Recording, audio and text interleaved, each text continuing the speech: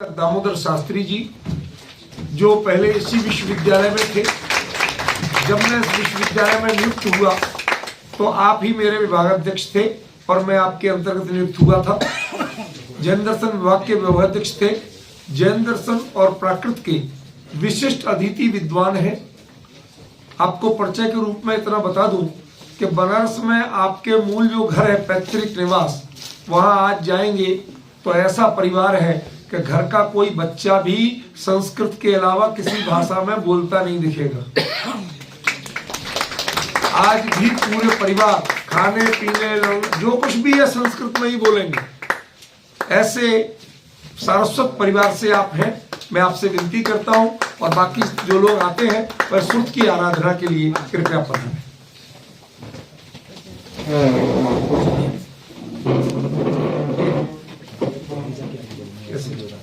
ठीक से ये चालू है, इसको चालू करूँगा ना। जय ही जय हो, जयवंत हो श्रुत देवता। जय हो जय हो, जय ही जय हो, जयवंत हो श्रुत साधना। चंद गुहमी एक दिवसे निसाए चरिम पहले। आयर्य धर सेण नामो सल्लीणो सुध चिंतणे। जय दु जय जय, जय दु जय जय, जय दु जय सुध देवदा। चंद्र गुफा में एक दिन अंतिम प्रहर में रात्रि के। आचार्य श्रीधर सेन गुरुवर श्रुत विचार में लीन थे।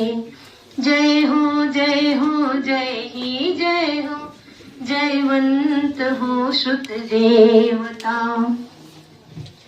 सासरणायक जल चंदन अक्षत पुष्प दीप नैवेद्य धूप अति फल लावे। पूजा को ठानत जो तुम जानत, सोनर ध्यानत सुख पावे। तीर्थंकर की ध्वनि गण धरने सुनि अंग रचे चुनि ध्यानमय। सो जिनवर वाणी शिव सुख रानी, त्रिभुवन माने पूजवई। ओम ह्रीं श्री जन्मकोद्भूत सरस्वती देव्य अनर्घफल प्राप्त है अर्घम निरूपामि स्वाहा। बोले द्वादशांगमयी जिनवाणी माता की जय हो।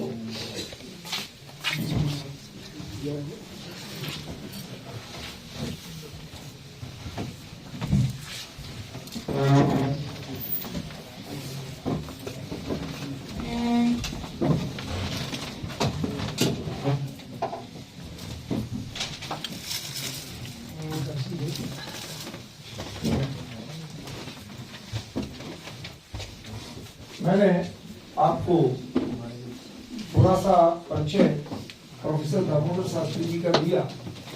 आपको बताऊं,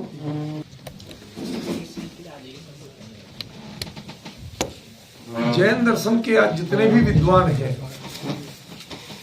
बड़े से बड़े विद्वान, उनको भी यदि पढ़ने और सीखने की जरूरत पड़ेगी तो आज शायद देश में नहीं विश्व में इनसे वरिष्ठ जैन विद्वान, जैन कुल से भले ही नहीं है लेकिन जैन दर्शन के इनसे वरिष्ठ मर्मज्ञ विद्वान नहीं मिलेगा। मूल में प्राकृत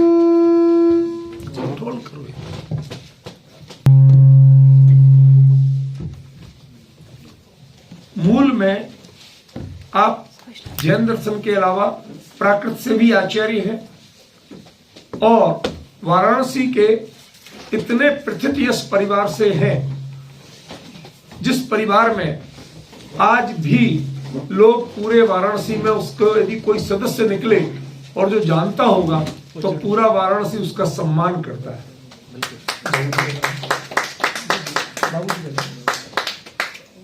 आपके भाई पंडित सीताराम जी शास्त्री आज भी बनारस में गलियों में भी पूछेंगे तो लोग उनके घर पूछना नहीं, लोग घर तक भेज के आएंगे। मेरा भतीजा बाल शास्त्री आज भी व्याकरण विभाग के अध्यक्ष, व्याकरण विभाग का अध्यक्ष है, आपके भतीजे हैं BHU में।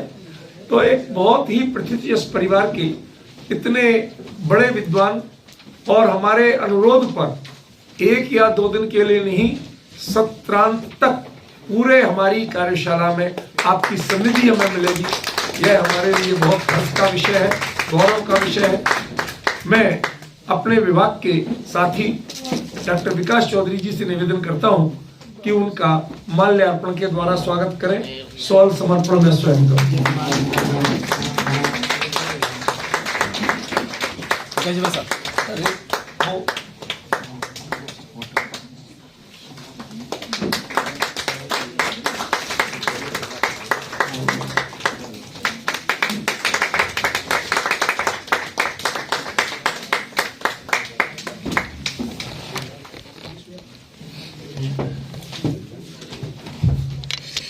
सर, मैं आपको बता देना चाहता हूं, इस कार्यशाला में भारत के अलावा अन्य 2 देशों से भी प्रतिभागी हैं।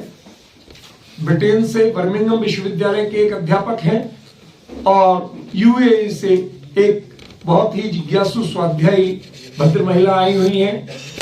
बॉम्बे से एक वरिष्ठ समाज सेवी और उद्योगपति भी आए हुए हैं। बहुत से अध्यापक हैं, शोध छात्र हैं और सामाजिक कार्यकर्ता हैं, चार्टर्ड अकाउंटेंट्स हैं, एक केमिकल इंजीनियर हैं, कंप्यूटर इंजीनियर्स हैं और अनेक प्रकार की जो पृष्ठभूमि के लोग हैं, वो सभी इस कार्यशाला में प्राकृत सीखने के लिए, प्राकृत व्याकरण समझने के लिए, ताकि हमारा बेस बने और हम प्राकृत को मूल से समझ सकें, इसके लिए सब आए हुए हैं। मैं इस कार्यशाला में इसके संयोजक के रूप में आपका हार्दिक स्वागत और अभिनंदन करता हूं। मैं सर्वप्रथम अपने सत्र की नियमित कक्षा शुरू करने से पहले आपके मंगल आशीर्वचन को और मार्गदर्शन को हम सुनना चाहेंगे। मैं विनती करता हूं प्रोफेसर शास्त्री जी से कि कृपया, हाँ अभी मंगल हम बोलेंगे, हाँ ठीक है। तो चलिए पहले मंगलाचरण करवा दीजिए। ऋतु जैन मंगलाचरण करें। आचार्य वट्टकेर स्वामी द्वारा विरचित मूलाचार ग्रंथ का मंगलाचरण।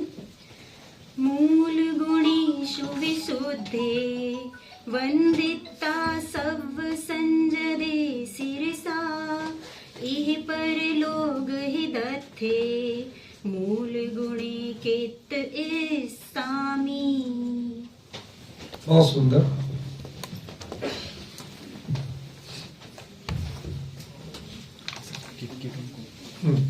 हाँ, किट भेंट नहीं हुई विकास जी, आप सर के लिए हमारे कार्यक्रम की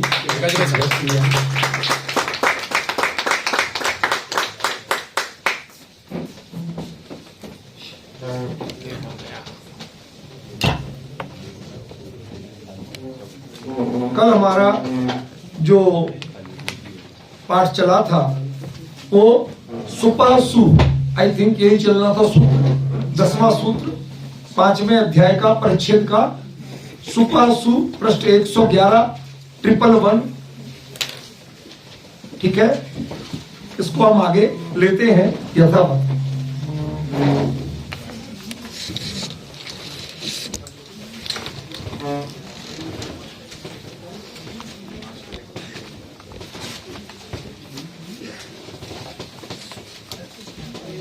Note.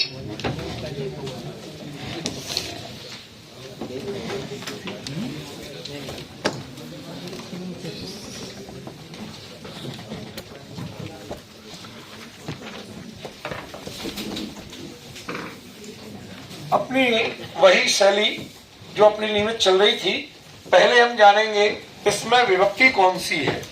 तो सुपा षष्ठी एकवचन, सु प्रथमा एकवचन। कल मैंने चार्ट में लिख के दिया था आप लोगों को, ये सुप कौन सी विभक्ति के कौन से वचन में प्रयुक्त होता है। सप्तमी एकवचन कि बहुवचन? कोई बात नहीं, सप्तमी एकवचन में गी, ठीक है ना, गी ओ सुप। ये बताए थे ना आपको, तो वही रहेगा। तो उस जो सप्तमी बहुवचन का जो प्रत्यय है सप्तमी बहुवचन का, लेकिन इसमें विभक्ति है षष्ठी एक वचन की। षष्ठी एक वचन की विभक्ति जानने का मतलब इसके स्थान पर, सिंपल अर्थ। और प्रथमा एक वचन की विभक्ति जानने का मतलब यह होगा। ये चीज आपको अच्छी तरह सिखाई हुई है। तो इसका मतलब है अकारांत, इसके पहले अतः इसका अध्याहार करना है। तो अकारांत, ये पंचमी का है एक्चुअली। अकारांत जो शब्द है उनके बाद सप्तमी एक वचन का जब सुप प्रत्यय आता है तो सुप प्रत्यय के स्थान पर क्या आदेश हो जाएगा? सु आदेश हो जाएगा। तो जैसे राम शब्द है, राम के बाद सुप आया सप्तमी बहुवचन में, उसमें अकेला सूर रह गया या सु आदेश हो गया तो क्या बनेगा? राम सु। लेकिन आगे सूत्र आएगा, वो इस सुप के पहले जो आ है उसको ए कर देगा, ठीक है ना? तो क्या बन जाएगा? रामेशु। अब रामेशु, सिद्धेशु, अर्यंतेशु, देवेशु, माणवेशु, जितने अकारांत पुल्लिंग शब्द हैं उन सबके शब्द रूप इसी प्रकार बन जाएंगे। तो ये आपके लिए अपने सामान्य अकारांत पुल्लिंग शब्द रूपों का प्रथम प्रारूप पूरा हो रहा, ठीक है ना? अभी आगे की ओर चलेंगे लगातार, लेकिन मैं बेसिक बता रहा हूं। इसमें अगला सूत्र है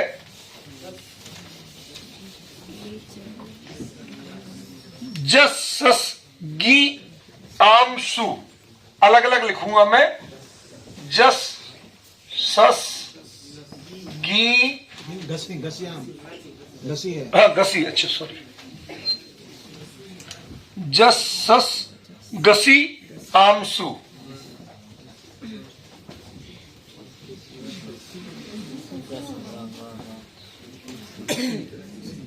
दीर्घा। अब देखना इसमें जो सु है ना, ये मैंने अलग अलग करके आपकी सुविधा के लिए लिख दिया। सर इसमें बहुत से लोग जो संस्कृत पृष्ठभूमि के नहीं है या अपने व्याकरण पृष्ठभूमि के नहीं है, ऐसे लोग भी हैं, तो उन्हें थोड़ा अलग करके बताना होता है। तो ये जो है ये तो विभक्ति का प्रत्यय है, इसको आदेश नहीं होना है, इससे तो पहचानना है कि ये सप्तमी बहुवचन का है। ये परे रहते, मतलब जब इन प्रत्ययों का प्रयोग करना हो तो जस किसका हुआ? प्रथमा बहुवचन। सस किसका हुआ? द्वितीय बहुवचन। गसी किसका हुआ? पंचमी एक वचन। आम किसका हुआ? षष्ठी बहुवचन, ठीक है ना? मतलब प्रथमा बहुवचन, द्वितीय बहुवचन, पंचमी एक वचन, षष्ठी बहुवचन, इनके प्रत्यय परे रहते अकारांत जो शब्द हैं उनको क्या हो जाता है? दीर्घा, दीर्घ हो जाता है, ठीक है ना? तो प्रथमा का रामा, द्वितीय में भी रामा, और गसी को क्या होगा? दो दू बताया था ना, तो फिर रामादो, रामादू, रामा ही, और रामा तो अपना है ही है, उसमें बनते ही है, ठीक है ना? तो ये सब बन जाएंगे पंचमी में। लास्ट में रामाराम, रामारम, राम नहीं रम, ये आपका आम वाले उसमें बन जाएगा। तो आपको क्लियर हुआ? ये समझ में आया? ये सूत्र क्या कर रहा है? एक ही आदेश कर रहा है और वो अंत स्वर को दीर्घ कर रहा है, ठीक है ना? ये प्रथमांत है। अंत स्वर दीर्घ होगा किनमें? प्रथमा बहुवचन में का प्रत्यय परे रहते, द्वितीय बहुवचन का प्रत्यय परे रहते, पंचमी एक वचन का प्रत्यय परे रहते, और षष्ठी बहुवचन का प्रत्यय परे रहते। सर दीर्घ એટલે हाँ, छोटे आ का बड़ा, ऐसा प्रश्न भी सर ऐसे भी है। ये दुबई से आई है बहन, ये अरबी इंग्लिश थोड़ी बहुत हिंदी जानती है, उसके बावजूद ये कई साल से मेरे से ऑनलाइन पढ़ रही हैं। इन्होंने बड़ी लगन से आई, उन्हें कुछ कुछ चीजें बताना होती है जो हम लोगों के लिए एक बार लगा कि अरे इतना भी नहीं पता, पर है, ऐसा भी है। दीर्घ माने जो स्वर होते हैं ना, स्वर में ह्रस्व दीर्घ प्लुत बताए थे ना आपको, तो जो बड़ा बोलते ना, बड़ा ई, बड़ा आ, बड़ा ऊ, उसको ही दीर्घ बोला जाए। ठीक है ना? क्लियर हो गया? सभी को क्लियर हुआ? कोई डाउट हो तो बताइए।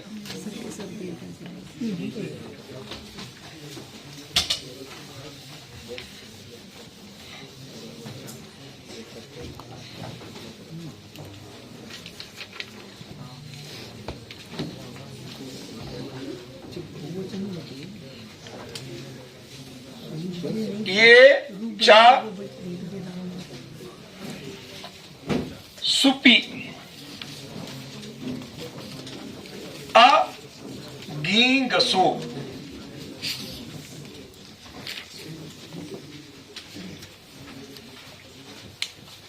क्या कहना चाहते हैं इसमें? अतो तो है ही, ये तो इसका आधार चल ही रहा है। तो ये कह रहे हैं आचार्य कि जो अकारांत शब्द हैं उनके बाद सु हो लेकिन गी और गस नहीं हो, तो उनके क्या होता है?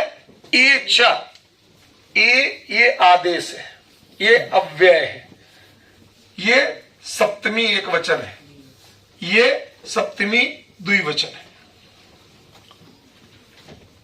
ठीक है? मतलब ये दो तो नहीं हो और ये हो तो क्या होगा? ए च, ए आदेश भी हो जाएगा। माने अंत्या को, जैसे राम शब्द है, अभी आपने बनाया था ना रामेशु, अभी बनाया था ना, ये उसी के लिए है जो आप पूछ रहे थे कि ये कैसे हुआ, इस सूत्र से हुआ। अभी आपने बनाया था कि नहीं बनाया था? रामेशु, ठीक है ना? रामसु बन रहा था, रामसु का रामेशु, ठीक है ना? तो वो उसको बताने के लिए, ठीक है?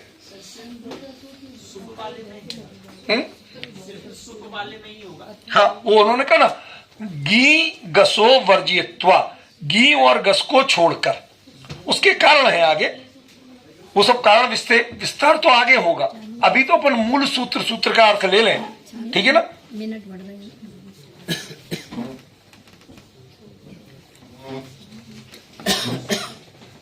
कहते हैं क्वचिद गसी गी और लोपा।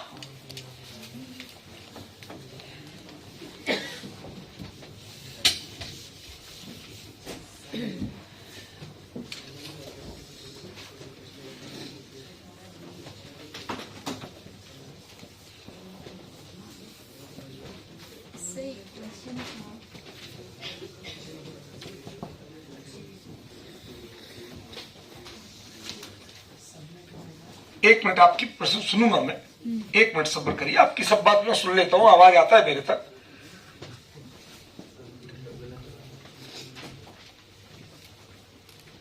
हाँ, किसका? बोलिए। ये जो पिछला सूत्र था उसमें सिर्फ इतना ही बोल देते कि सुकु वाले में ए होगा। मुझे पता है, आपको जब संकेत करते हैं आप उसको सुनती तो हो नहीं। आगे इसका प्रभाव आगे आने वाला है, उनसे चीजें क्लियर होंगी कि उन्होंने उन दो को क्यों मना किया। समझ गए ना? मैं हर चीज को दरअसल क्या है, कार्यशाला मात्र 8 दिनों की है। 9वें दिन तो आपका पेपर है, 10वें दिन रिजल्ट है, ठीक है ना? तो जब 8 दिनों की कार्यशाला है और हमें पूरे सूत्रों को एक एक शब्द से क्लियर करना है, तो कुछ चीजें जो आगे आनी है वो क्लियर होंगी, और फिर हमारे विशेषज्ञ विद्वान है वो भी तो आपको बताएंगे कुछ, ठीक है ना? सब्र करो। क्वचित गसी गी और लोपा, ये जो यो है ये क्या है? षष्ठी द्विवचन का प्रत्यय है, उसका रूप है। एक्चुअली मैं अलग करके लिख रहा हूं सिर्फ इसलिए ताकि आप लोग विभक्तियों को अलग अलग पहचान सके। पुस्तक में जैसा सूत्र छपा है, यदि ज्यों का त्यों लिखूंगा तो नुकसान क्या होगा? फिर पढ़ने में आपको पहचानने में परेशानी होगी। मैं अलग अलग करके लिख देता हूं तो आपको पहचानने में आसानी रहेगी, ठीक है ना? क्लियर? तो अकारांत शब्दों के बाद कहीं कहीं गसी माने पंचमी एक वचन का प्रत्यय, और गी माने बोलो सप्तमी एक वचन का प्रत्यय। इनका कहीं कहीं लोप भी होता है। मतलब राम शब्द के बाद गसी आया। गसी का सामान्यता क्या होना था? तो आ, तो, दो, दू बताए थे ना अभी। तो ये होना थे, ये कुछ भी नहीं होगा, अकेला राम रह जाएगा। जब उनका मूल में लोप ही हो जाएगा, ठीक है ना, तो ऐसा वैकल्पिक रूप भी मिलेगा। इसी प्रकार सप्त जो गी आएगा, ठीक है ना, राम के साथ, तो उस गी का भी कहीं कहीं लोप हो जाएगा, ठीक है ना। अब ये आपवादिक रूप है, मूल रूप नहीं। आपवादिक माने समझते हो, हर चीज का अपवाद होता है। जैसे मैंने कहा आपको कि भाई सुबह 10 बजे शार्प सबको पहुंचना है, कुछ भी हो जाए, लेकिन अब कोई कहे साहब हमारी वहां पर गाड़ी खराब हो गई थी, या कोई चोट लग गई थी, या कोई और बड़ी बाधा आ गई थी, तो उनको बैठने देंगे? नहीं, बैठने देते हैं। तो उनको क्यों बैठने दिया? हमें तो टोक रहे थे कि तुम बाहर बैठे बैठे गप मार रहे थे, और उनके लिए कोई दूसरी समस्या थी। तो जो गप मार रहे हैं उनके लिए डांटा टोका जाएगा, नियम बताया जाएगा, और दूसरे के लिए अपवाद मार्ग से प्रवेश दिया जाएगा। तो कुछ चीजें अपवाद के द्वारा स्वीकार की जाती हैं। उनको ये जो दो नियम आए ना लास्ट के, ये दो नियम अपवाद मार्ग के नियम है, इसके विधि मार्ग के नियम नहीं, ठीक है बेटा। जरा इसको कुछ और हो डस्टर तो बदलो, पूरा काला हो गया है।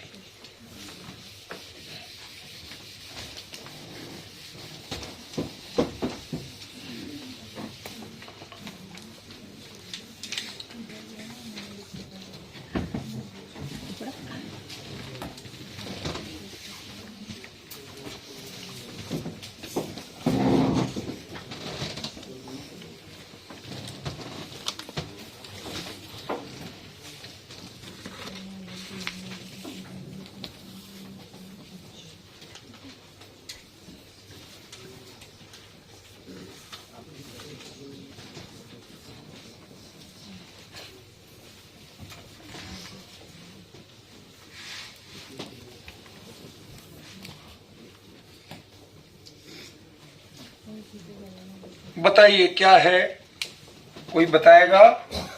मैंने आपके लिए वर्गीकृत और संधि विच्छेद करके विभक्ति परिचय के साथ लिख दिया है। अब कौन बता सकता है इसका अर्थ क्या है?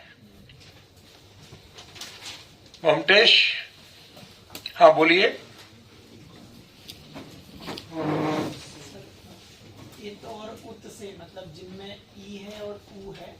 थोड़ा और क्लियर बोलिए। इकारांत और उकारांत शब्दों से। इकारांत और उकारांत शब्दों से। शाबाश।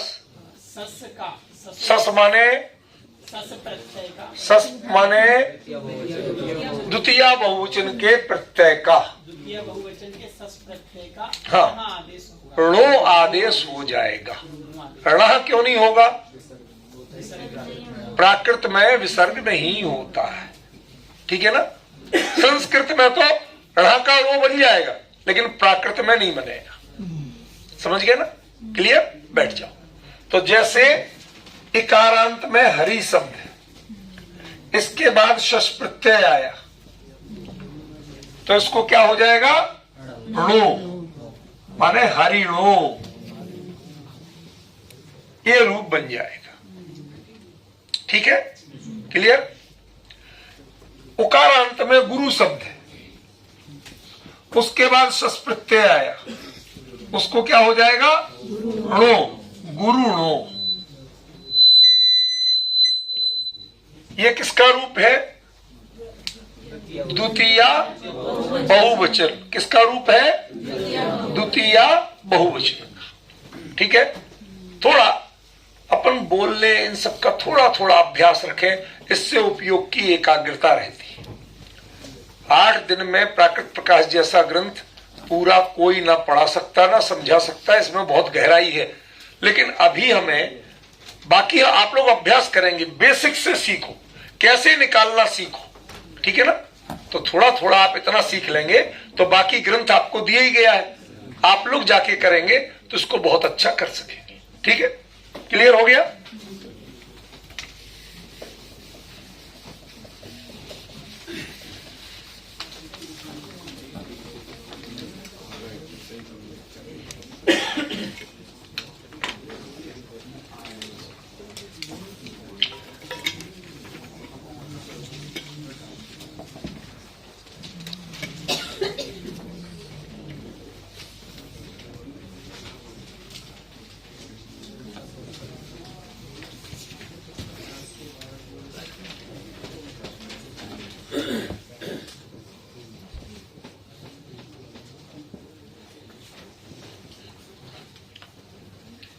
संदेश बेटा बताओगे? मैंने पहले बताओ अध्याहार क्या है इसमें सूत्र में? इदु तो का अध्याहार है और लो का भी अध्याहार है, ठीक है ना। के इकारांत और उकारांत शब्दों के बाद गस क्या है? षष्ठी एक वचन का प्रत्यय। षष्ठी एक वचन का प्रत्यय गस आने पर आगे विकल्प से हाँ णो आदेश होगा। हाँ, कभी ऋणा मत बोलो, णो आदेश। इसमें जो आदेश है वो फाइनल है, ठीक है ना। मतलब हरिणो ये जो है किसका बना? गस प्रत्यय का, षष्ठी एक वचन में, समझे। अभी किसमें बनाया था णो? पिछले सूत्र में द्वितीया बहुवचन में, और अब किसमें बन रहा है? षष्ठी एक वचन में, ठीक है ना। और ये कैसे बन रहा है? बोलो जल्दी, कैसे बन रहा है? विकल्प से। कैसे बन रहा है? विकल्प से। जब विकल्प से बन रहा है तो इसका मतलब क्या है कि इसका दूसरा रूप भी आना चाहिए, ठीक है ना। तो दूसरा रूप जो आपने पढ़ा था गसो इस्सह पढ़ा था ना,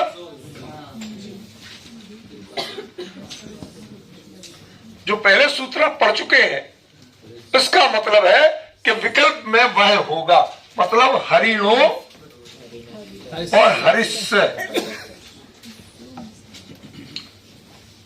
गुरुणो गुरुस्य, दोनों रूप चलेंगे।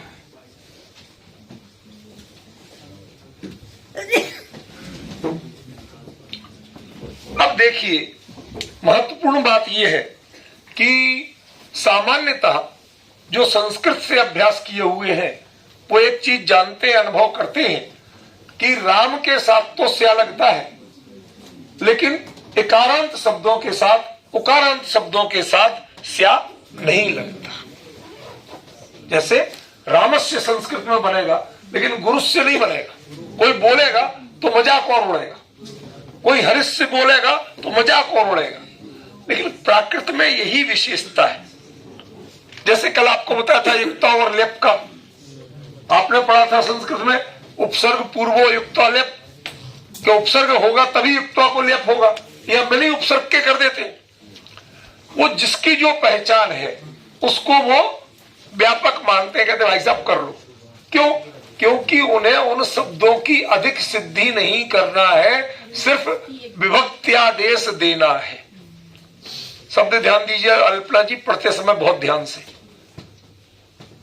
क्या कहा मैंने? हमें शब्दों की रूपों की सिद्धि नहीं करना है, विभक्त्यादेश है यहां, क्या इस विभक्ति को ये आदेश हो जाए। छोटे मोटे कहीं पर यदि स्वर में परिवर्तन आ रहा है तो ये स्वर हो जाएगा, बस जानकारियां हैं। इसके लिए विधान नहीं है कि ऐसा क्यों हुआ, इकारांत के साथ हुआ गौकारा, ज्यादा इसमें विधान नहीं है, संस्कृत में बहुत है, ठीक है ना। तो जो आपको अटपटा लगे कि संस्कृत में हरिस्य होता ही नहीं है, नहीं होता है, सही है, पर प्राकृत में होता है, ये भी सही है। ये विकल्प से हरिणो और गुरुओं भी मानते हैं मूल में, और विकल्प से हरिस्य और गुरुस भी मानते हैं, ठीक है। क्लियर?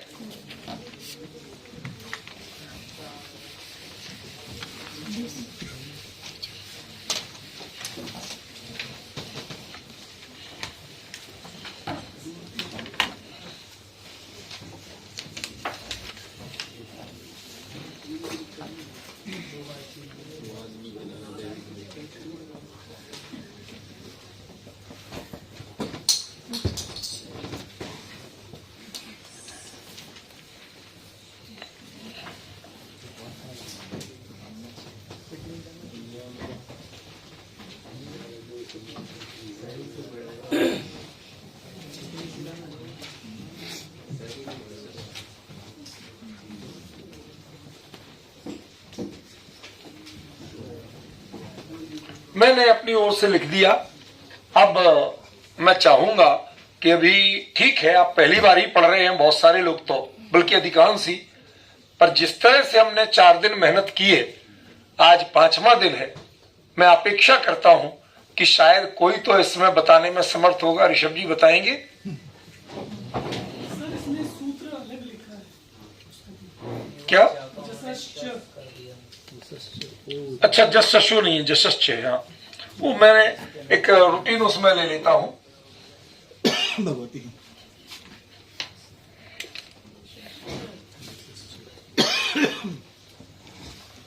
हाँ, वो भी है। हाँ वो ऊपर लिख दिया ना मैंने। अच्छा, अकेला जसश्च है, वही मैं सोच रहा हूं कि इसमें 2 के साथ एक वचन का प्रयोग कैसे आ गया। ऐसे ही रख लीजिए, थोड़ा पढ़ लीजिए। ये है षष्ठी एक वचन, ये है चा है अव्यय। अब बताइए। इकारांत और उकारांत शब्दों से जस प्रत्यय परे आने पर पूरी बात बोलिए। जस किसका प्रत्यय है? प्रथमा बहुवचन का जस प्रत्यय आने पर। जस प्रत्यय आने पर च मतलब पिछले सूत्र में नो हुआ था, तो नो तो होगा ही और विकल्प से ओ भी हो जाएगा। युत्वम समझ में नहीं आ रहा, इतना समझ में। कोई बात नहीं। युत्व माने यू या की श्रुति वो भी होगी। अब पहले आप रूप लगाइए। हरि शब्द है, ठीक है ना? मूल शब्द क्या हुआ? हरि। दूसरा शब्द क्या हुआ? गुरु। तो हरि और गुरु शब्द है, इसके दोनों के बाद प्रत्यय क्या आए? जस। जस माने ये प्रथमा बहुवचन का प्रत्यय है। सु औजस यही है ना? तो इन 2 शब्दों के बाद ये प्रत्यय आने पर क्या किया जाएगा? ओ पहले तो णो जो पहले था प्रावधान वो मान लिया जाए, तो क्या बन जाएगा? हरिणो गुरुणो। ठीक है। फिर उसके बाद में दूसरा यहां दिया ओ, माने हरि ओ गुरु ओ। ये निष्पन्न नहीं कर रहा हूं, ये तो मैं सूत्र के हिसाब से लिख रहा हूं। अब इसके बाद में यूत्वम, ये यू पना क्या है बताइए? ये जो है या नहीं है, ये एक्चुअली है ई प्लस ऊ, ठीक है ना? कोई श्रुति नहीं है। ये शब्द कैसे है? इकारांत और उकारांत शब्द है ना, ठीक है ना? तो इनके युक्त तो हो जाता है, माने इकार और उकार पना जो है ये दीर्घ हो जाता है। ये दोनों दीर्घ हैं।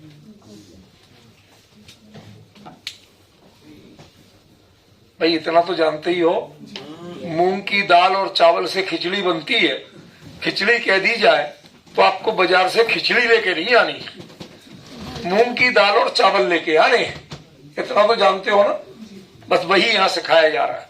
इन्होंने यू लिख दिया तो इनके यू को यू मत जानना। ई और उ माने जो अंत का जो ई है ये दीर्घ हो जाएगा और इसका उ दीर्घ हो जाएगा। माने रूप क्या बनेगा? हरि ओ, हरि गुरु ओ, ये रूप बना। ये जो समस्या आपको आई, अभी आप में से बहुत सारे लोग ऐसे हैं विजय जी जैसे हमारे हैं इतने वरिष्ठ साथी, अब ये नहीं जानते कि यह संधि क्या होती है, संस्कृत में होती है। अब वो ई और ऊ जब पास में आते हैं तो उसको आधा या कर देते हैं, समझ गया ना। एको यणाची संस्कृत का सूत्र है, एका स्थाने यणस्यादचि बोलते ना। तो ये अब आपको मैं संस्कृत में बोल रहा हूं, हर किसी के लिए काम का इसलिए नहीं कि आप नहीं समझ पा रहे, ये तो ऐसा बोलना तब काम का है कि आपको एक अची एका स्थाने यणस्यादचि ये कुछ पता हो, पर जिन्हें पता नहीं है उनके लिए भारी पड़ जाए, इसलिए मैं ज्यादा उधर के उदाहरण नहीं दे रहा। पवन जी क्या कह रहा हूं मैं, ये कह रहा हूं कि इसका मतलब कितना जानना, ई और ऊ दोनों मिलके यू, ई को हो जाएगा आधा या, ठीक है ना, और ऊ उसमें जुड़ गया तो यू, मतलब यू तुम का अर्थ है ई तुम ऊ तुम च, दो चीजें निकल आई कि ई तो भी होगा और ऊ तो भी होगा। शुद्धात्म समझ में आया, क्लियर, ठीक है। तो ये रूप क्या बने, हरि ओ गुरु ओ,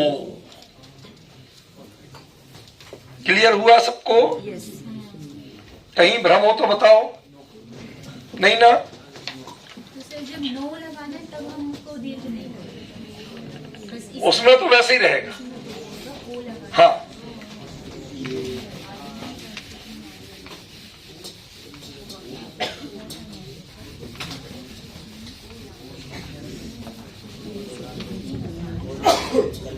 जब भी हम कोई चीज में किसी सूत्र में चा का प्रयोग पढ़ते हैं तो उसका मतलब है समुच्चयार्थक भी, कि ये भी होगा कुछ और भी होगा। अब वो कुछ और भी आपने निकाल लिया कि पहले जस्ट जो हुआ था।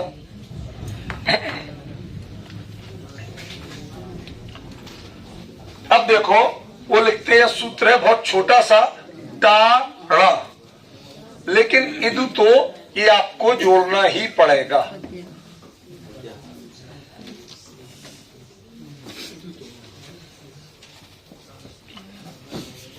अब एक चीज बताइए, जो थोड़ा संस्कृत जानते हैं उनसे पूछ रहा हूं कि टा में कहीं षष्ठी दिख रही है, दिख रही है, बताओ कहां दिख रही है। मैंने लिख दिया, बात दूसरी है।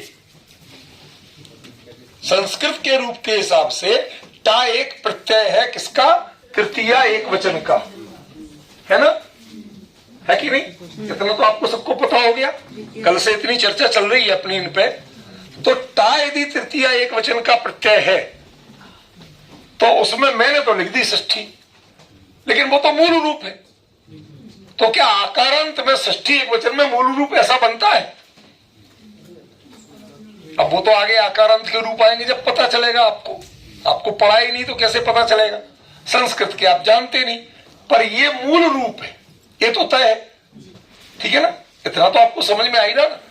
तो कहीं कहीं अंडरस्टूड मान करके अर्थ करने के लिए हमें विभक्ति का प्रयोग करना पड़ेगा, क्योंकि अर्थ करना। तो इसमें क्या हुआ, इकारांत उकारांत शब्दों से परे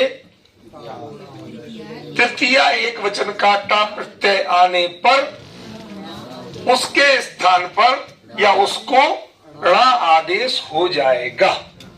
तो हरि प्लस टा बराबर हरिणा, गुरु प्लस टा बराबर गुरुणा। अब संस्कृत के यदि वैयाकरण होते तो इतनी सिद्धि के लिए एक सूत्र से काम नहीं चलता, कम से कम 8-10 सूत्र लगते हैं। ये काम इससे, वो काम उससे, वो काम इससे करते।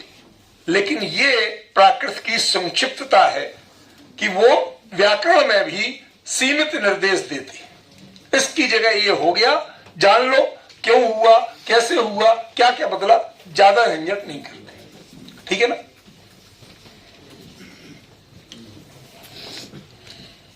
क्लियर हो गया सबको भाई साहब, क्लियर हुआ, नहीं हुआ हो तो पूछ पूछिए, आपको अधिकार है पूछने का। इस कार्यशाला में जो भी प्रविष्ट हुए हैं उनको जब तक मैं खड़ा हूं और बता रहा हूं, यदि स्पष्ट नहीं है तो पूछिए, मैं आपको समझाऊंगा कि ऐसा हुआ।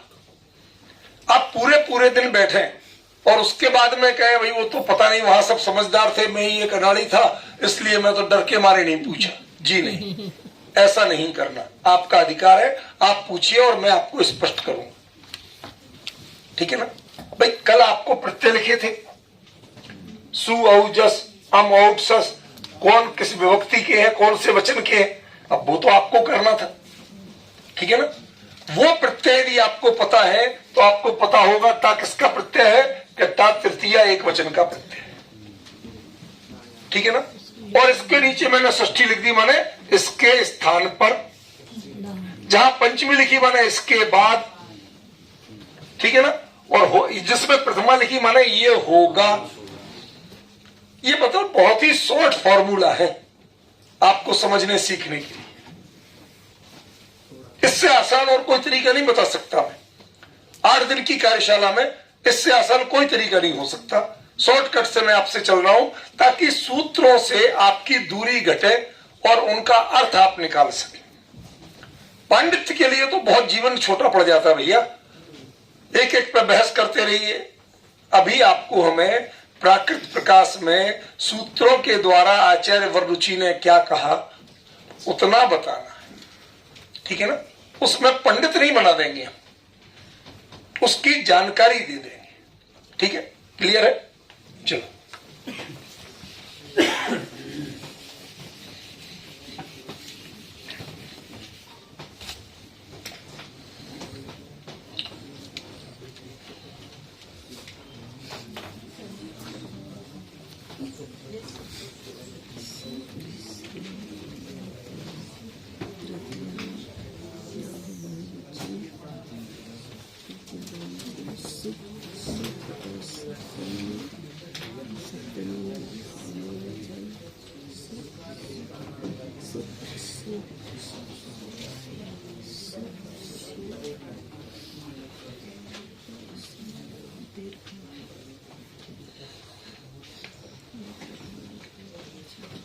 क्या लिखा है भैया?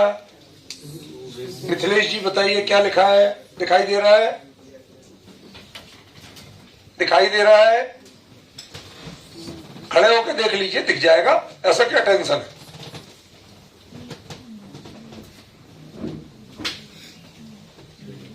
बताइए क्या लिखा है?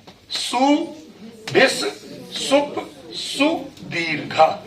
जो अंत का सु है उसके नीचे मैंने लाइन नहीं लगाई। क्यों? क्योंकि वो तो विभक्ति का चिन्ह है। और ये क्या है? सु प्रथमा एक वचन, भिस तृतीया बहुवचन, सुप सप्तमी एक वचन, सॉरी बहुवचन। ठीक है? ये 3 प्रत्यय इकारांत और उकारांत शब्दों के बाद जब आएंगे तो उनका दीर्घ हो जाएगा। तो क्या होगा? किसको? ई और ऊ को। समझ गया ना? प्रत्ययों को दीर्घ नहीं हो जाएगा, प्रत्यय को तो आदेश होगा। ठीक है ना? इसीलिए इन पर सप्तमी दी है कि ये प्रत्यय परे रहते, ये प्रत्यय बाद में होंगे। तो यदि इन प्रत्ययों को दीर्घ होना होता तो इनमें षष्ठी देते, सप्तमी नहीं देते। पॉइंट समझ रहे हो? इतनी चीज तो आपको सिखाई हुई है बारंबार कि जिसको आदेश करना हो उसमें षष्ठी, जिसके बाद में रहते हुए काम होना हो उसमें सप्तमी बने लास्ट में, और जिसके बाद काम होना हो तो पंचमी, जिसके साथ काम होना हो तृतीया। ये सब सिखाई हुई है ना? तो वो पहचानो, ये वो समझ लो, ये विभक्तियों की पहचान ये मास्टर की है आपके पास। संस्कृत व्याकरण, जो संस्कृत में लिखे हुए व्याकरण को समझने के लिए मास्टर की है आपके पास। बस उतनी पहचान आपको होना चाहिए। बैठ जाइए। ठीक है? तो क्या बनेगा आपका? पहले तो मति, हरि, ठीक है, ऐसे ही गुरु,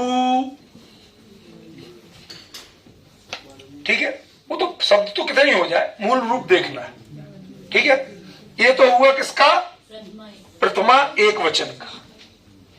प्रथमा एक वचन में क्या प्रत्यय आया था? सु। ये सु बाद में अपनी जगह बैठा हुआ, उसको आप क्या करेंगे वो अलग बात है, उसका उत्तर नहीं दिया। लेकिन क्या किया यहां कि वो बाद में बैठा हुआ है, उसके आधार पे इसको दीर्घ कर देंगे।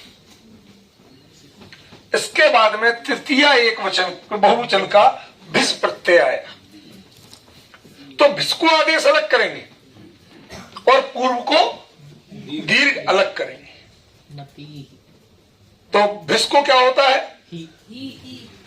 ही हिम बताया था ना। तो भिसो हिम जब सूत्र बताया था तो उससे भिस को क्या हो जाएगा? हिम कर दिया तो क्या हो जाएगा? गुरु हिम, हरि हिम। क्लियर? समझ में आया? पवन जी ठीक है भाई? इधर भी थोड़ी केमिस्ट्री मिला लो। नहीं, केमिकल इंजीनियर है इसलिए कह रहा हूं कि थोड़ी केमिस्ट्री यहां भी मिला लो, ठीक है। ये केमिकल इंडस्ट्री थी इनकी भीलवाड़ा में, सब छोड़ छाड़ के अब कहते हम तो स्वाध्याय और धर्म लाभ लेंगे, इसलिए ये पढ़ रहे हैं, ठीक है। अब तीसरा क्या बचा? सुप। सुप का क्या होता है? सु। तो क्या बनेगा? मति सु, मदी सुबु एक ही बात है। हरि सु, गुरु सु। ऐसे प्रयोग आपके सामने बनेंगे, जिनको बैठे बैठे यदि इधर का क्लियर नहीं दिखता है तो सामने क्लियर दिखता है। सामने का बोर्ड देख लिया करो, भले ही उसमें रिवर्स में दिखता है लेकिन आइडिया तो लगता है। बिल्कुल आइडिया नहीं लगता है ऐसा नहीं, ठीक है ना। तो थोड़ा सा आप ये इससे कई बार रुकता है, लेकिन असल में क्या है, ये रिकॉर्डिंग इन्होंने हिम्मत की है। इसका फायदा एक है, ये जो रिकॉर्ड रह जाएंगे आपको पूरा भेज रहे, तो बाद में आपको कभी किसी के बारे में पढ़ना सुनना होगा तो इसी से होगा। यदि ये ऊंचा नहीं खड़ा रहे तो आपका इस पर आएगा ही नहीं, दिखेगा ही नहीं, तो फिर आप किससे करोगे। ये कार्यशाला आपके लिए एक पूंजी भी बन रही है, डाटा बैंक बन रही है। जो रिकॉर्ड हो जाएगा वो आप कभी, भाई जिनकी इतनी ललक होगी, मन में इच्छा होगी, जिज्ञासा इतनी प्रबल होगी, तो वो उसको सुन के, सामने बुक भी आपको दी गई है तो आप प्रॉपर प्रैक्टिस कर सकते हैं। ये भविष्य में कभी भी कर सकते हैं। समझ गए ना। ये अभी का तो जो निकल गया, अब किसी ने बाय द वे एक आज का सेशन नहीं सुन पाया, ये थोड़ा मन भट गया था, अब उसे जानना है तो कैसे जाने। मैं तो दोबारा चला नहीं रहा, समझ रहे ना। इसलिए यह बेस बनाने वाली कार्यशाला है, इसको आप बार बार सुन के भी अभ्यास कर सकते हैं, ठीक है।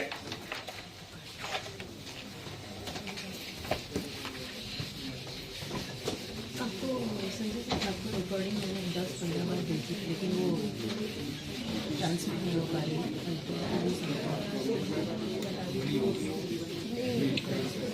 रूपल में क्लास में ये सब बातें नहीं, ये बातें बाद की है। आपका मैनेजमेंट जो और व्यवस्था है वो बाद की।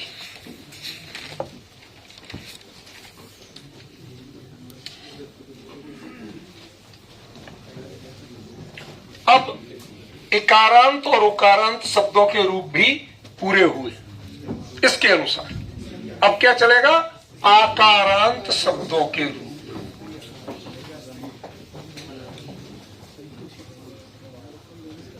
एक चीज बता दूं, नॉर्मली संस्कृत में आकारांत शब्द जो है वो मात्र स्त्रीलिंग में ही होते हैं, लेकिन प्राकृत में कई शब्द ऐसे हैं जो पुल्लिंग में भी आकारांत होते हैं। समझ गया ना। जैसे भाई आप लोग देखते हैं कि रूपा आप यही समझते होंगे नाम तो स्त्रीलिंग है, पर ढेरों आदमियों के नाम मिलेंगे गांव में चले जाओ, ओ रूपा, समझ गए ना। तो मतलब लोक जीवन में इसका प्रतिबंध स्वीकार नहीं किया गया। स्त्रियाम ताप, स्त्रियाम गीश, ईकार और आकार अंत में जो लगा हो वो संस्कृत में तो स्त्रीलिंग का पर्यायवाची या पहचान या विज्ञान है, लेकिन प्राकृत में ऐसा नहीं है। लोक जैसे स्वीकार करता है, प्राकृत उसको परिभाषित करती है। प्राकृत मात्र परिचय देती है, प्राकृत बनाती नहीं। संस्कृत के विद्वानों ने रूप बनाए हैं, लेकिन प्राकृत के वैयाकरणों ने रूपों की पहचान कराई है, बनाए नहीं। ठीक है ना, ये अंतर ध्यान रखना। इसीलिए प्राकृत व्याकरण और संस्कृत व्याकरण में अंतर मिलता है।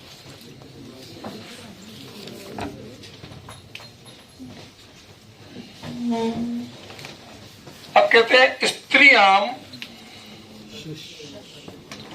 शश उद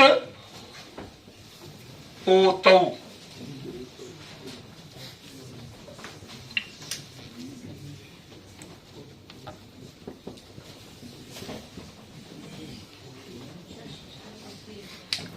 मैंने लिख दिया, बताइए कौन बताएगा इस बारे में।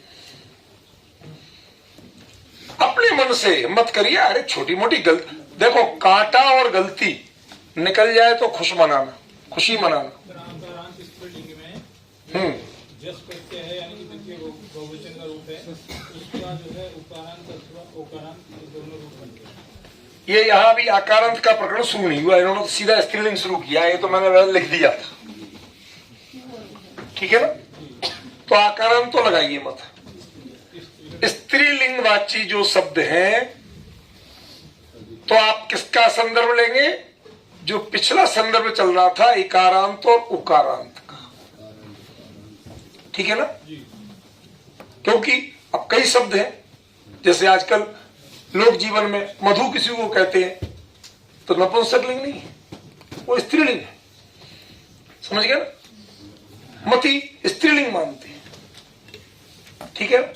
तो जो एकारांत उकारांत स्त्रीलिंग शब्द हैं, उन शब्दों को क्या किया जाएगा? उनके बाद शस प्रत्यय। शस प्रत्यय किसका प्रत्यय है? द्वितीया के बहुवचन का,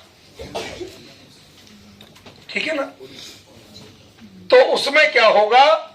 उद माने उ और ओत माने ओ। ता तो तपस्तत्काल का है, वो तो उच्चारण मात्र के लिए लगाया जाता है, उसका कोई और यूज नहीं है, कोई और सेंस नहीं है, ठीक है ना। तो जो ता उद में ता जुड़ा हुआ है और ओत में ता जुड़ा हुआ है, वो तो खाली बोलने मात्र का है, लिखने पढ़ने के लिए नहीं, ठीक है ना। तो क्या बचा? उ और ओ। अब बताओ कौन सा क्या रूप बनना चाहिए आपके हिसाब से? जैसे आकारांत का ही इन्होंने लिया भी, तो माला शब्द, माला के बाद क्या आया? शस। शस क्या है?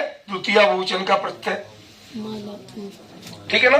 अब इस शस की जगह क्या हो जाएगा? उ और ओ। तो क्या बनेगा? माला उ माला ओ।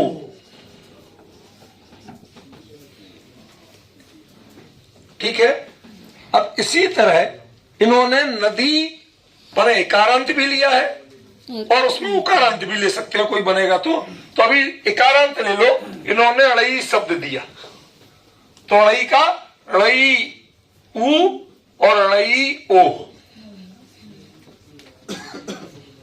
ये भी किसमें बनेगा? बोलो। स्त्रीलिंग में द्वितीय बहुवचन के प्रत्यय के स्थान पर, ठीक है। क्लियर हो रहा है? समझ में आ रहा है अच्छी तरह से? तो ये चीज को ध्यान रख ले कि स्त्रीलिंग में जब शस प्रत्यय यानी द्वितीय बहुवचन का प्रत्यय आएगा, तो उसको क्या होगा? उ और ओ आदेश हो जाएंगे, ठीक है। तो माला शब्द स्त्रीलिंग, उससे माला उ माला हो, नदी शब्द स्त्रीलिंग, तो णई ई, णई ऊ और णई ओ, ये किसके प्रत्यय है? द्वितीय बहुवचन। द्वितीय बहुवचन माने हिंदी में बोलो को, नदियों को, मालाओं को, समझ गए ना? लेकिन बहुवचन है। हाँ, सर इसमें इकारांत और उकारांत अकेला नहीं है, आकारांत आकार इन्होंने टोटल स्त्रीलिंग ले लिया। सारे स्त्री। हाँ, इन्होंने स्त्रीत्व विवक्षा कर दी है, जो एकारांत उकारांत वाली विवक्षा नहीं की। ठीक है ना?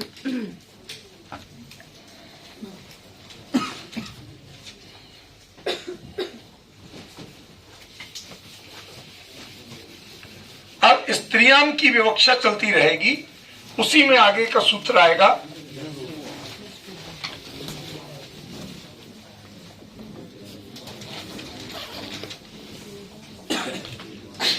स्त्रियां जसो वा, अब वा क्या है?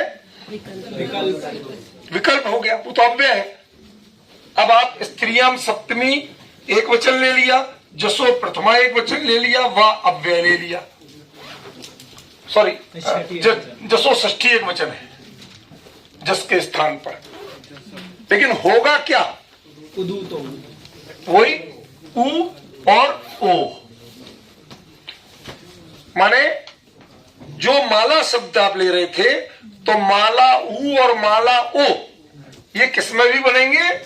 प्रथमा बहुवचन में भी बनेंगे, लेकिन विकल्प से बनेंगे। समझ गया ना? कैसे बनेंगे? विकल्प से बनेंगे। जब नहीं बनेंगे तो क्या होगा? माला। ठीक है, जो का त्यों रह जाएगा।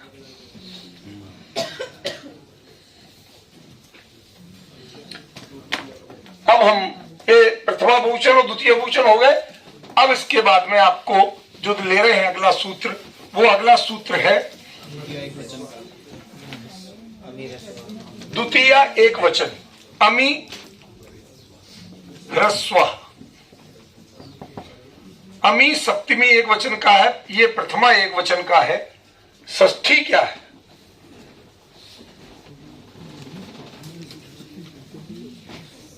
ये स्त्रियां भी सप्तमी एक वचन का हुआ।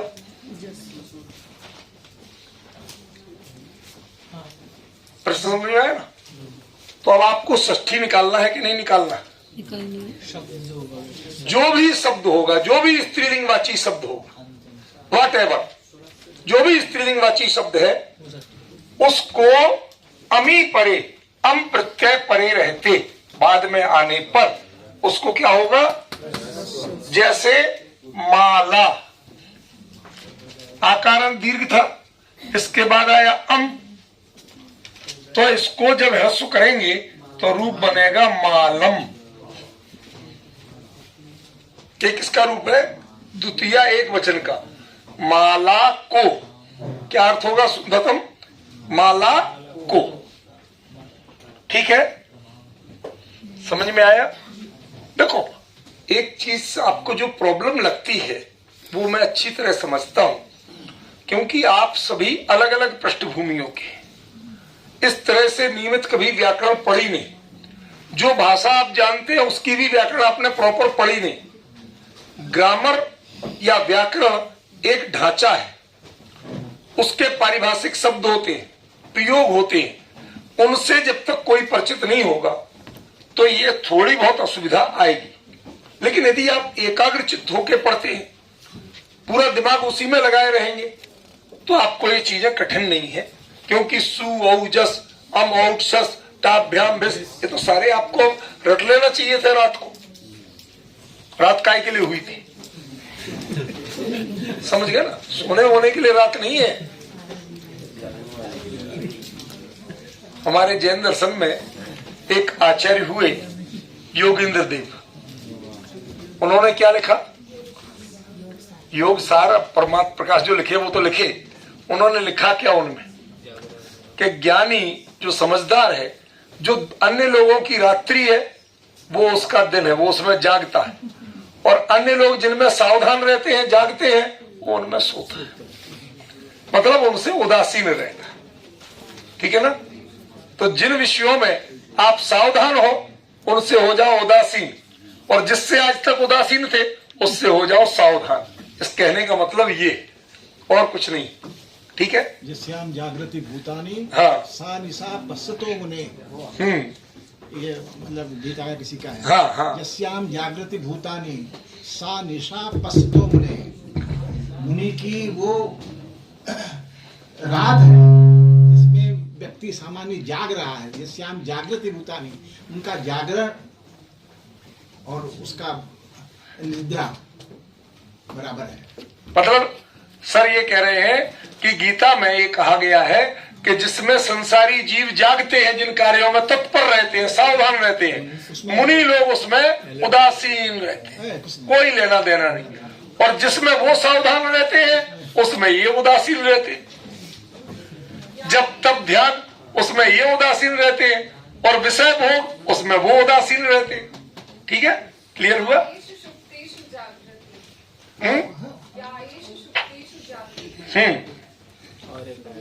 आगे भी पाठ है, बोला गया।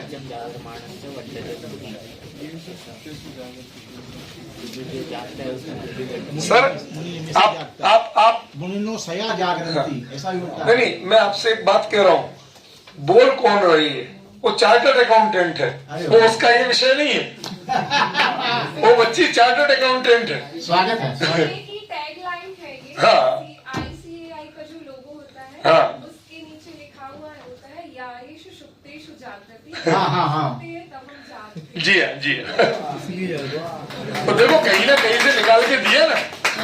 पत्रिका में भी संस्कृत में दे रखा है ये। हाँ, तो देखो यही तो मैं कह रहा हूँ, हमारी जो भारतीय संस्कृति है वो किस किस को नहीं दिशा बोध देती है, सबके लिए दिशा बोध देती है, सबके बीज इसमें मौजूद है। ठीक है ना।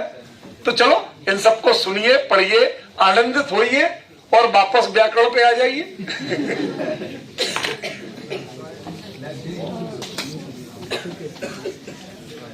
ये अमी ह्रस्व तक हो गया ना? 22 नंबर। देखिए जरा, टा गस गी नाम, ये जो नाम है ना, इसके कारण गी दीर्घ हो जाएगा, बाकी ये ह्रस्व है मूल में। नाम इत एत आत,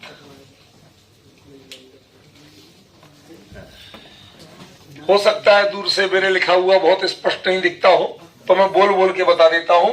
पहले टा क्या है? तृतीया एक वचन का प्रत्यय। गस क्या है? षष्ठी एक वचन का प्रत्यय। गी क्या है? सप्तमी एक वचन का प्रत्यय। नाम माने इनके स्थान पर, इन तीनों के स्थान पर, ये हो गया षष्ठी बहुवचन है। अच्छा, सूत्र रह गया कोई?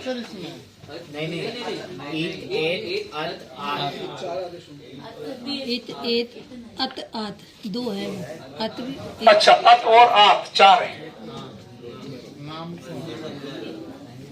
ठीक है, चौथा आपने ध्यान दिला दी, अच्छा है। तो ये कह रहे हैं, पहले ध्यान दो, जो अपना चल रहा था कि तृतीया एक वचन का प्रत्यय टा, षष्ठी एक वचन का प्रत्यय गस, सप्तमी एक वचन का प्रत्यय गी। अब ये क्या लिख रहे हैं? इसमें विभक्ति कौन सी दी आपने? षष्ठी। षष्ठी दी है, तो इसका मतलब है इनके स्थान पर। पॉइंट समझे? ये परे रहते नहीं होगा, इनको ही बदलेंगे। अभी तक किसमें बदल रहे थे? ये बाद में है तो पहले को बदल रहे थे। अब क्या कर रहे हैं? इन्हीं को, इनको ही बदल रहे हैं। तो मतलब जैसे माला शब्द है, आकारांत स्त्रीलिंग, इसके बाद तृतीया एक वचन का टा प्रत्यय आया। ठीक है, तो अब इसका क्या रूप बनेगा? एक मिनट, थोड़ा आराम से चलो। ऐसे ही माला शब्द से गस प्रत्यय आया, षष्ठी बहुवचन, षष्ठी एक वचन का। ये तृतीया एक वचन का है, ये षष्ठी एक वचन का है। फिर माला के साथ ही आपने गी प्रत्यय लाए सप्तमी एक वचन का। अब इन तीनों में ही रूप कैसे बनेंगे, ये प्रश्न है। भाई आदेश तो करा, तो आदेश आपको करना आना चाहिए ना। तो क्या बनेगा, माला ई, माला ए, माला आ और माला।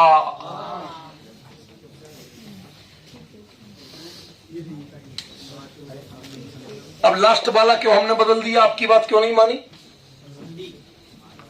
क्यों नहीं मानी? अचलोक, हाँ, अचलोक हो गया।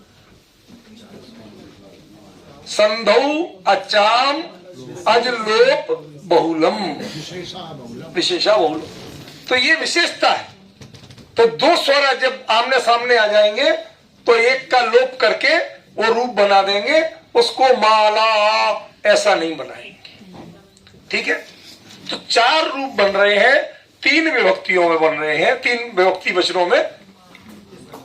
ठीक है, माला आकारांत शब्द है, उसके तृतीय एक वचन में भी यही रूप बनेंगे, षष्ठी एक वचन में भी यही रूप बनेंगे और सप्तमी एक वचन में भी यही रूप बनेंगे।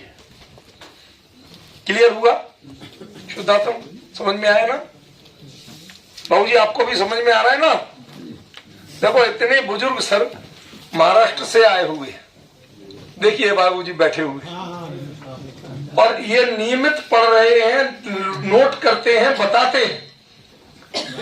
मतलब ऐसे ऐसे भिन्न भिन्न पृष्ठभूमियों के लोग हैं और थोड़ी सी सूचना पर देश भर से इतने लोग रजिस्टर्ड हुए और इतने मनोयोग से पढ़ रहे हैं, वो चीज हमें उल्लेखनीय लगती है। यहाँ तो एक तो पूरा परिवार यहाँ जुड़ा हुआ है, परिवार के 5 सदस्य, पांचों के पांचों, और उनके जॉब है, जो जॉब छोड़ के यहाँ लिए 10 दिन की छुट्टी कौन लेता है? उनने 10 दिन की, वो एक बैंक में जॉब है, एक केंद्रीय मंत्रालय में जॉब, वहां से छुट्टी लेके 10 दिन यहाँ बैठ के पढ़ रहे। तो ये एक अच्छा हमें लक्षण लगा कि यदि सामने जिज्ञासा नहीं होगी, मैं आपको बताऊं, आचार्य शंकर ने और दूसरे विद्वानों ने वेदांत में सबसे पहला वाक्य दिया, पहला, अथातो ब्रह्म जिज्ञासा। यदि जिज्ञासा ही नहीं है तो मैं समझाऊं किसको? आपकी जिज्ञासा हमें बेहतर करने की प्रेरणा देती है। जिज्ञासा नहीं होगी तो कोई कुछ नहीं करेगा, बाजार में मांग नहीं होगी तो कोई किसान खेत में हल नहीं चलाएगा, बीज नहीं बोएगा। समझ गया ना? उस चीज पर थोड़ा सा फोकस कीजिए। अच्छा है, हमें अच्छा लग रहा है कि आप लोगों ने इतनी हिम्मत की, तो हमें लग रहा है कि हमने भी जो मेहनत की वो सार्थक होगी। रुचि जागृत तो हुई। सर, जिस तरह से हमने दीर्घ अकारांत आदेश होने पर अचलोक किया, उस तरह ह्रस्व अकारांत में भी अचलोक कर सकते हैं क्या? वो मैंने कहा ना, बहुलम, जैसा देखिए रूप, जैसा रूप है उसके अनुसार उसकी व्याख्या करिए, रूप बनाइए मत। दो बात का डिफरेंस समझिए। प्राकृत में मैंने आपको क्या बताया, संस्कृत में आप रूप बनाते हैं और प्राकृत में रूप का परिचय देते हैं। बने बनाए को स्वीकार जो है, यदि वहां पर उनने बहुलम लिख दिया कि जो हो वैसी यहां पर डेफिनेशन लिख दीजिए। समझ में आया? मैं आपको सच्ची बात बताऊं, ये थोड़े बहुत थक गए हैं आप लोग। मजेदार, बहुत दिन पहले सर ये धर्मयुग चलता था ना जब, ये तब की बात है। तो उसमें एक आर्टिकल आया था, खर्चा खुराक डाकरान, डांगर पशुओं के। तो उन्होंने कहा साहब एक के यहाँ छापा मारा, छापा मारने में उनको बाकायदा बही खाते पे लिखा मिला, इतना पैसा ऊंटों के लिए खाने में, इतना पैसा हाथियों के खाने में, इतना पैसा। यार इनकम टैक्स वाले परेशान कि सेठ तेरी फैक्ट्री में ना ऊंट है, ना हाथी है, ना वो घोड़ा है, ना गधे है, तुम सबको बैल भी नहीं है, सबका लिखा जा रहा है। कहते भाई साहब ऐसा है कि नाम लिखूंगा तो लोग आगे नाराज हो जाएंगे, अब यार आप ही पकड़ोगे कि हमारे लेके, उनमें आप भी है। कहते आप लोग जब आते हो तो कुछ लिए बिना जाते हो क्या? तो कहां डालूं मैं? पैसा तो खर्च हुआ है, खतौनी में कैसे करूं? तो लिख देते हैं बड़े मंत्री को देना, तो भैया हाथी, बड़े अधिकारी डायरेक्टर वगैरह तो कह दिया घोड़ा, ऊंट, ठीक है ना। जो जितना खा पी सकता है उसके हिसाब से उनकी कैटेगरी बना दी। छोटा बाबू आएगा तो गधा लिख देंगे, और उसका मतलब बाबू गधा नहीं है। तो ये डेफिनेशन आपको समझना पड़ेगी, समझ गए ना। वो लिखा तो ऐसे ही जाएगा, जो लिखा है उसके अनुसार डेफिनेशन समझ लीजिए, ठीक है। सर थोड़ी देर आप कुछ बताना चाहेंगे? नहीं, 11:30 बजे असल में टी ब्रेक है। हाँ, अभी तो देर है, अभी तो 20 मिनट है लगभग। तो टी ब्रेक के बाद में दूसरा सेशन शुरू होगा। ऐसा यहाँ लगातार चलता है सर। बहुत बढ़िया, ठीक है ना, इसलिए मैंने कहा मैं तो आपकी पूर्ति करूंगा। हाँ, बिल्कुल, आपको सर इसीलिए बुलाया गया। दूध में सब चीनी डाल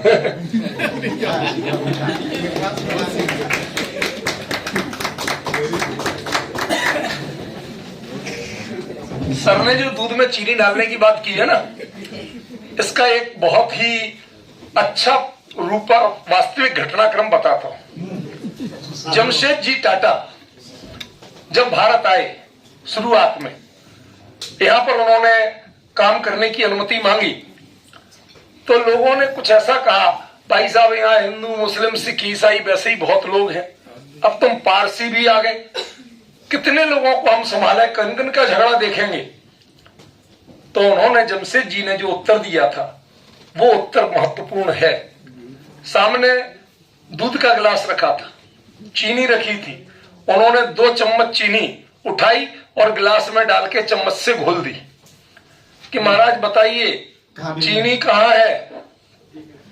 वो तो घुल गई।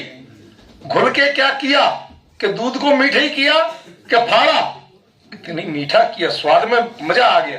कहते हम आपके बीच में रह के आपके देश की समृद्धि को बढ़ाएंगे, स्वाद को बढ़ाएंगे, कलह नहीं जगाएंगे। चीजें छोटी छोटी हैं, सीखिए, कभी कभी याद करिए। जिन लोगों ने इतिहास बनाया है, जिन लोगों ने देश बनाया है, उनको याद करिए। जिन्होंने तोड़ा है उनको याद करने की जरूरत नहीं करना।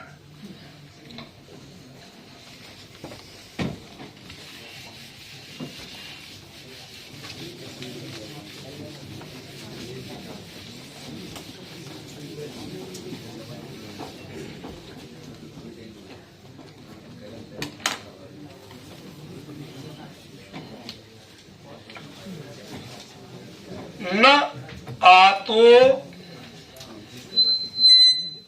अद आतौ, न अव्यय है। आतो यह पंचमी एक वचन का रूप है, और अद आतो ये प्रथमा द्विवचन के रूप है। इसमें क्या नहीं है? षष्ठी नहीं है, षष्ठी नहीं है। पहले तो षष्ठी आपको ऊपर से लेना पड़ेगा। टा गस गी नाम, इसका अध्याहार कर लीजिए। टा गस गी नाम, ये हो गई षष्ठी, और ये हो गया प्रथमा।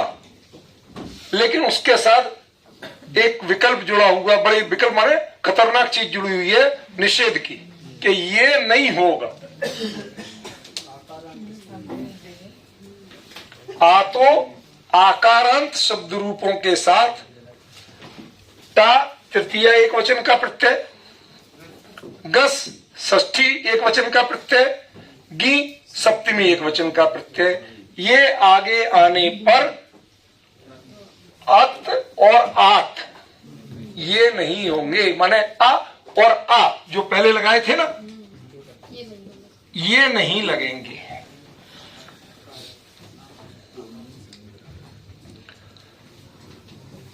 जैसे इसमें दिया है माला ई माला ए, दो तो दिए, लेकिन अमाला आ और माला आ ऐसा रूप नहीं दिया, ये दो नहीं होते। ये क्लियर कर दिया आचार्य ने।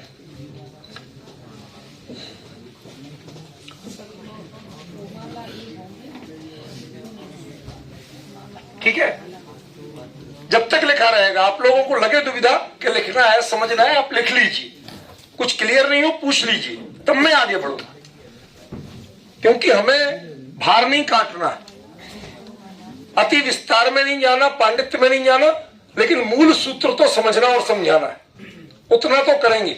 यदि उतना भी नहीं होगा तो फिर इसका नुकसान हो जाएगा, फिर ये कार्यशाला व्यर्थ हो जाएगी, ठीक है ना। मानता हूं कि बहुत ज्यादा वैदुष्य इसमें नहीं दिखाया जा सकता, तर्क वितर्क करके चीजें नहीं समझाई जा सकती, लेकिन सूत्र तो समझ में आना चाहिए ना, रूप तो बनना चाहिए ना, ठीक है ना। तो इन्होंने क्या बनाए, माला ई और माला ए, ठीक है ना। ये दो रूप इन्होंने निष्कर्ष रूप में बनाए, माला ई और माला ए।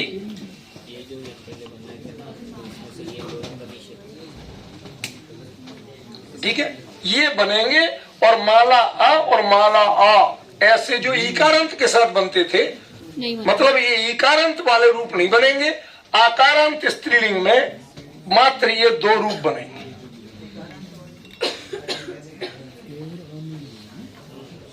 क्या कुछ पूछना है बेटा?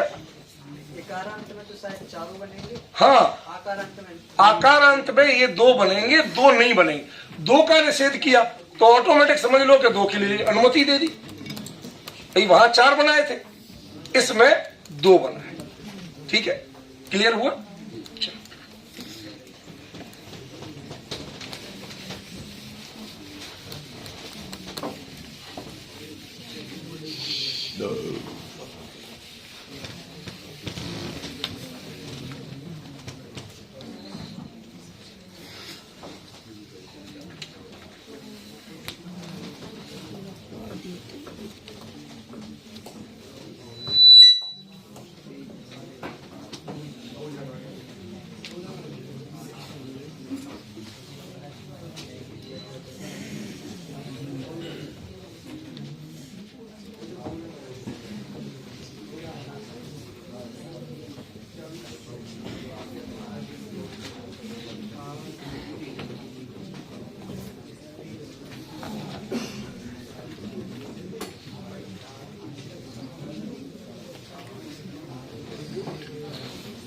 देखिए, आपकी अपेक्षित विभक्तियां क्लियर हो गई हैं। अब कोई बताएगा? संयम जी बताएंगे बेटे? इसका क्या अर्थ होगा? यही देखो, आपको दिखेगा बिल्कुल। इसका क्या अर्थ होगा? आद माने आकारांतात, माने आकारांत स्त्रीलिंग शब्द के बाद। जब शब्द हो गया, शब्द के बाद पहले क्या चाहिए? प्रत्यय चाहिए। प्रत्यय क्या है? तृतीया एक वचन का टा प्रत्यय, षष्ठी एक वचन का गस प्रत्यय, सप्तमी एक वचन का गी प्रत्यय। माने आकारांत स्त्रीलिंग के बाद जब ये प्रत्यय आते हैं तो ईत और ये ईतो तो दिए। अब ईत कैसे हो गया और द्विवचन कैसे हो गया, ये तो समझना पड़ेगा ना। जब है तो एक ही ई दिया है, तो द्विवचन कैसे हो गया? कोई बताएगा? आत और ईत को मिला के द्विवचन किया। फिर इसमें पंचमी एक वचन नहीं हो? नहीं सर, पंचमी तो मैं यही तो कह रहा हूं कि फिर कहीं ना कहीं अपनी गलती होगी, क्योंकि मैं सारा पढ़ के नहीं बोल रहा हूं, मैं तो सिर्फ सूत्र लिखता हूं और बता देता हूं। तो इसका मतलब है कि ये प्रथमा द्विवचन हो गया। क्लियर हुआ ना? और यहां पर आकारांत स्त्रीलिंग, ये अपने आप स्त्रियां, ये अपने आप समझ लो, ठीक है ना, कि आकारांत स्त्रीलिंग शब्दों में टा, गस और गी ये आने पर क्या होगा? आ और ई ये बहुलता से होंगे। माने कब होंगे, कब नहीं होंगे? बहुलता का लक्षण कल बताया था लिख के। क्या बताया था? क्वचित प्रवृत्ति, क्वचित प्रवृत्ति, क्वचित विभाषा, क्वचित अन्य देव, विधेर विधानम बहुधा समीक्ष्य, चतुर्विधम बाहुल्कम वदन्ति। पर ये इनमें से मोर देन 60% जिन्होंने संस्कृत और व्याकरण कभी पढ़ा नहीं, सुना नहीं, वो लोग हैं। और वो लोग भी रुचि पूर्वक, आज मात्र 5वां दिन है, इन चीजों को रुचि ले रहे हैं। ये लोग रात को भी आपस में बैठते हैं, एक दूसरे से चर्चा यही करते हैं। खाने के लिए बैठते हैं तो बीच बीच में पूछते हैं इसका क्या था, तुमने क्या लिखा है इसका, दूसरी चर्चा नहीं करते। ये माहौल इन्होंने बनाया है। इनकी ये जिज्ञासा वृत्ति, इनका जो समर्पण, ये मुझे बहुत मोटिवेट कर रहा है। अपने लिए ताली बजा दो।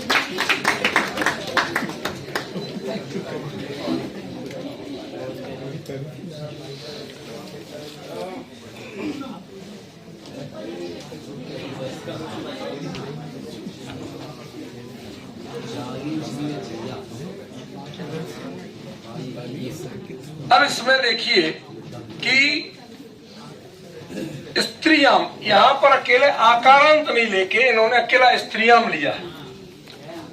स्त्रीलिंग शब्दों में तो सभी आ जाएंगे, ठीक है ना।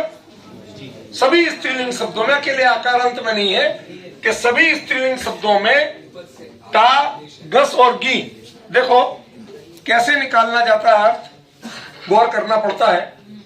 जब आकारांत का तो बता दिया स्त्रीलिंग का पिछले सूत्र में, ठीक है ना, तो उससे बचे हुए जो स्त्रीलिंग शब्द है, मतलब असल में ये हुआ ईकारांत और उकारांत, ठीक है ना। ईकारांत उकारांत स्त्रीलिंग शब्दों में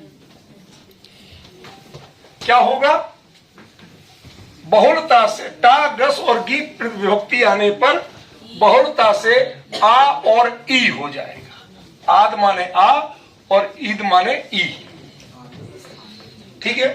कैसे बनेगा वो बता दिया, हलद्दा हलद्दी, संधि होकर जुड़ जाएंगे, उनसे चिपक जाएंगे, ठीक है। ये रूप किसके हैं, तृतीया एक वचन के भी हैं, षष्ठी एक वचन के भी हैं और सप्तमी एक वचन के भी, ठीक, क्लियर।